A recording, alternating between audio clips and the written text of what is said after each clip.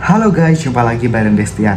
Nah, pada video kali ini Destian bareng Kak Anin, Kak Reni, dan juga Kak Rahma bakal ajak teman-teman semuanya buat belajar bareng tentang materi kita hari ini, yaitu tentang adverbia. Nah, sebelum kita bahas satu persatu, Destian mau kasih tahu buat teman-teman semuanya kira-kira apa aja yang akan kita bahas pada video kali ini. Yang pertama ada batasan adverbia. Yang kedua ada ciri adverbia. Yang ketiga ada subkategori adverbia. Dan yang keempat bentuk dan makna adverbia. Gimana teman-teman udah siap belajar bareng? Yuk kita bahas satu persatu. Nah, sebelum kita menganjak ke materinya, nah teman-teman, apa sih adverbia itu? Adverbia atau sering kita sebut sebagai kata keterangan. Nah, namun dalam konteks video ini, Destian bersama Kak Anin, Kak Reni, dan juga Kak Rahma membatasi tentang penggunaan adverbia dalam bahasa Jawa. Mari kita bahas satu persatu. So, hai semua, aku Anin dan di sini aku akan menjelaskan tentang batasan dalam adverbia. Jadi, apa sih batasan-batasan dalam adverbia itu? Jadi, batasan adverbia adalah kata yang menerangkan tentang cara, frekuensi, waktu, atau tempat suatu verba, adjektiva, nomina, pronomina, numeralia, dan adverbia. Contohnya itu ada pada keterangan cara yang dicontohi dengan kalimat melaku cepat, dan pada keterangan frekuensi itu contoh kalimatnya adalah arang-arang teko, dan pada keterangan tempat itu contohnya Melayu merono mrene, dan keterangan waktu dengan contoh mau ono maling.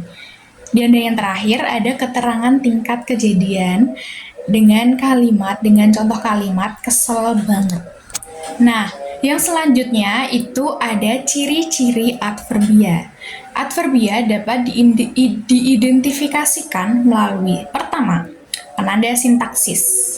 Nah, berdasarkan penanda sintaksis, adverbia dapat diidentifikasikan bahwa kata adverbia bisa mengikuti kata kerja, kata sifat, atau adverbia. Jadi, kata adverbia dapat mengikuti frasa. Misalnya, pada kalimat anggone mangan bla bla bla bla bla, seperti itu. Dan ada lagi kata adverbia dapat dimodifikasi oleh kata adverbia lain seperti rodok, luweh, banget, sama dewe. Selanjutnya ada kata adverbia tidak bisa menempati posisi L. L itu penanda nomina dan adverbia. Kata adverbia bisa menempati posisi yang tidak bisa digantikan oleh kata sifat. Selanjutnya ada atas dasar posisinya, adverbia dapat dibedakan menjadi 3 macam. Yang pertama adalah adverbia letak kiri. Contohnya adalah muridku rodok sregep sinau. Yang kedua adalah adverbia letak kanan dengan contoh mahasiswa kui sregep banget. Dan yang ketiga dengan contoh adverbia letak kiri dan kanan.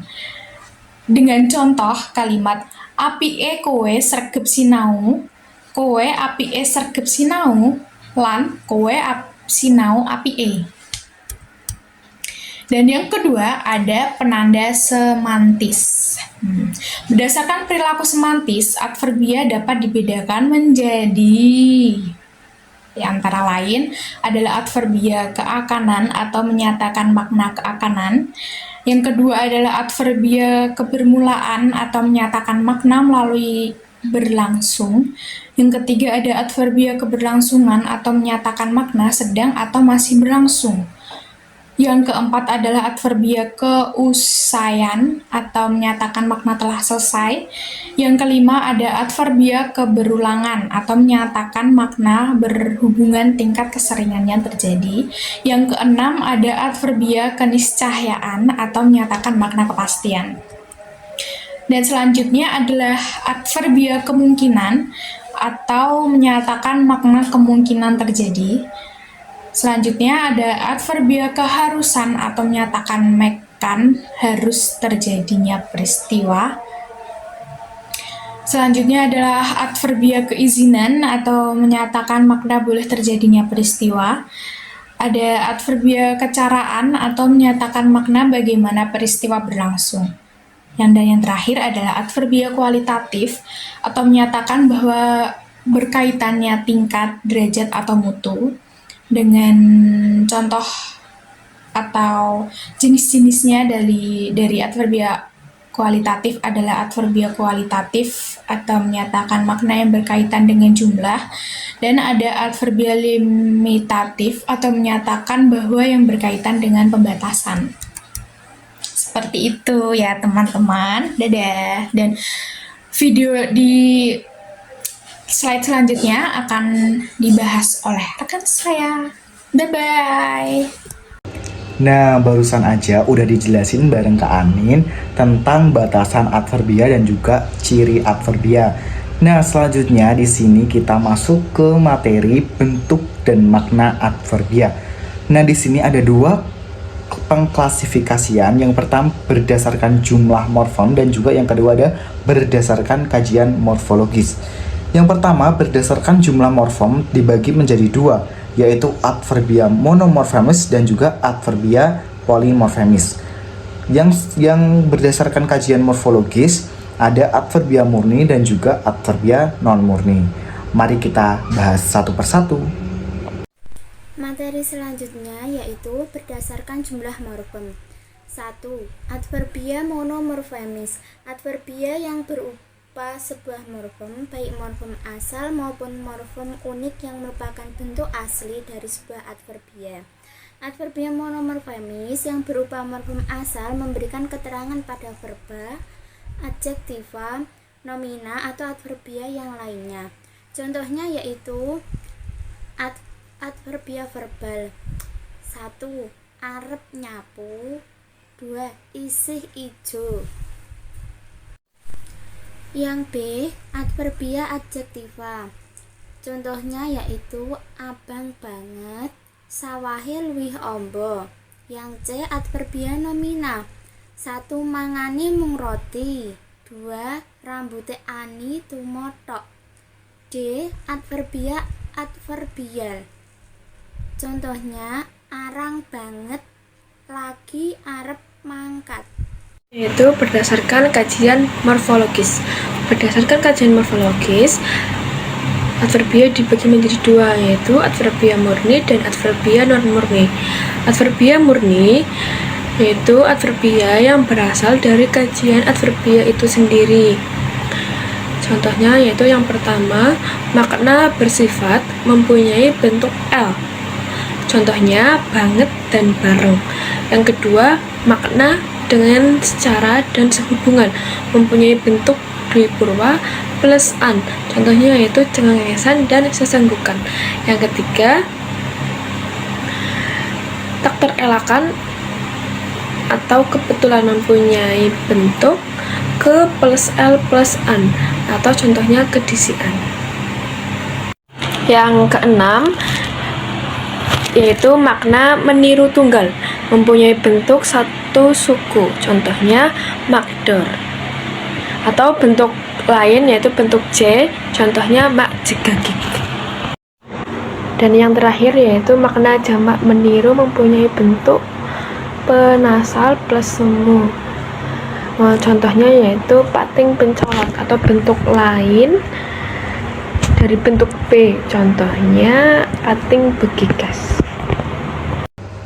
Nah, yang selanjutnya ada adverbia non murni. Adverbia non murni adalah adverbia yang bukan berasal dari kategori adverbia. Yang pertama ada adverbia de adjectiva. Contoh, yang pertama ada bentuk linggo yang bermakna bersifat. Contohnya ada hebat, sregep. Yang kedua ada bentuk dwilinggo plus an yang bermakna dengan secara, seperti contohnya edan, edanan, dari linggo edan, edan plus an. Selanjutnya ada adverbia de verba. Nah, di sini ada yang pertama contohnya adalah ke plus linggo plus an dengan makna tak terelakkan, seperti konangan. Gitu. Yang kedua ada sa plus linggo plus e, bermakna sampai, seperti contoh sa plus rampung plus e menjadi sa rampunge, seperti itu. Yang ketiga ada adverbia denominal. Contohnya seperti ini. Linggo plus e dengan makna penentu jadi pungkasane. Yang kedua ada ke plus dwilinggo yang berarti tak terelakkan atau berulang. Seperti contoh kesikut-sikut. Yang terakhir ada adverbia denumeralia. Contohnya yang pertama adalah linggo plus an dengan makna bersifat atau Contohnya telong. Yang kedua ada nasal plus linggo. Contohnya masing-masing terdiri dari atau mendapat atau member. Contohnya ngeloro. Mungkin itu tadi penjelasan dari kelompok kami. Kurang lebihnya kita mohon maaf. Semoga ilmunya bermanfaat buat teman-teman semuanya. Sampai jumpa di video selanjutnya. See you and bye-bye.